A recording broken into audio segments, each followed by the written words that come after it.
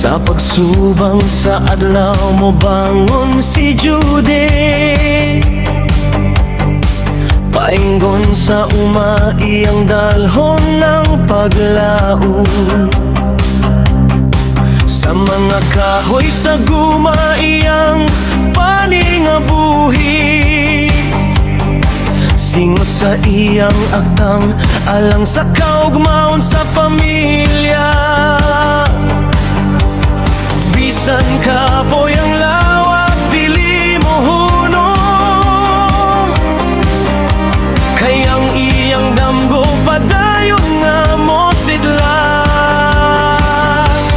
Jude Curabo, anak sa pagpaning kamo, sa umas sa guma iyang kusog gipuhonan. Bisan init, bisan ulan, padayon sa pagtarbaho.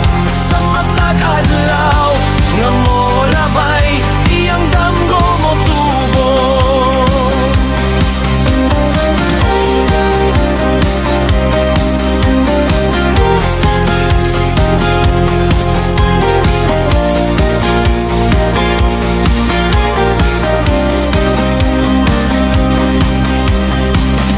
Matagkahoy nga iyang atimanon,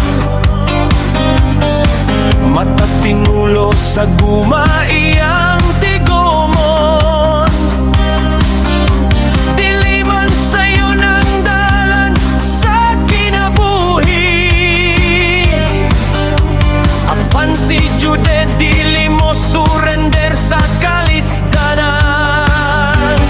Jude Curabo, anak sa pagpaning kamo, sa umas sa guma iyang pusod gipuhonan. Bisan init, bisan ulan, padayon sa pagtarbaho. Sa matag adlaw nga mo labay, iyang damgo mo tubo. Kung moabot ang kagabion mo, pahulay ang lawas. Apan ang damgo sa kasing-kasing, dili gayud mo palong. Kay ang taong nga kugihan ug matinud-anon, at tunay kaugmaon nga iyang maabot. Jude Curabo, padayon sa imong dalan, ang imong singot mahimong timag sa kalampusan.